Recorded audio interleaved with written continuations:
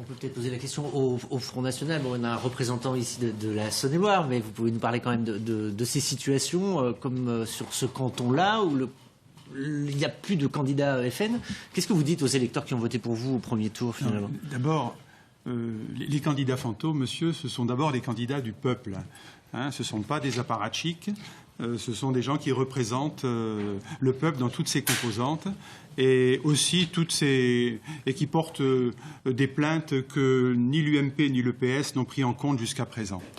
Mais je voudrais, si vous me permettez, en guise de préliminaire, dénoncer le terme d'extrême droite, parce que c'est une appellation qui me paraît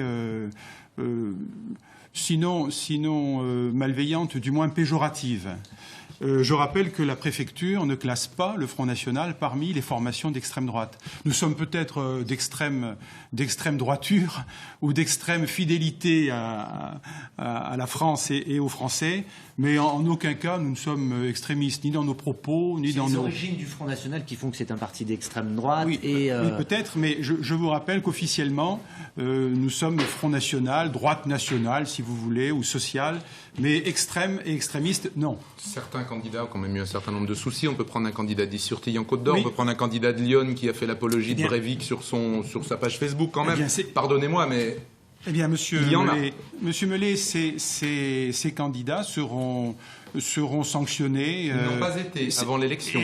Mais parce qu'on ne peut pas invalider une candidature dans la mesure où elle a été déposée en préfecture. On peut retirer une étiquette ou une investiture. On peut retirer une étiquette. Ces personnes seront sanctionnées, suspendues, voire exclues. Mais c'est pas tout à fait le cas, c'est pas tout à fait la pratique dans les partis qui nous gouvernent. On s'aperçoit par exemple que des personnes qui sont régulièrement mises en justice, Juppé, Balkany, Dassault, eh bien continuent de pavoiser et d'occuper des places prééminentes, y compris au PS d'ailleurs, entre Cambadélis, Julien Drey, Harlem Désir.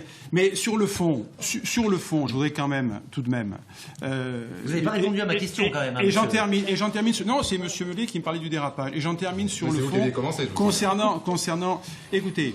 Lorsque M. Cahuzac ou M. Thévenoud se mettent en délicatesse avec la loi, est-ce que pour autant, on sait que quand il y a une institution, il y a des hommes, et quand il y a des hommes, il y a de l'hommerie. Est-ce que pour autant, ça disqualifie le Parti socialiste et son programme? Moi, je n'assimile pas les comportements des personnes avec un programme. Et je voudrais bien qu'on en fasse de même pour nous. Pour le deuxième tour.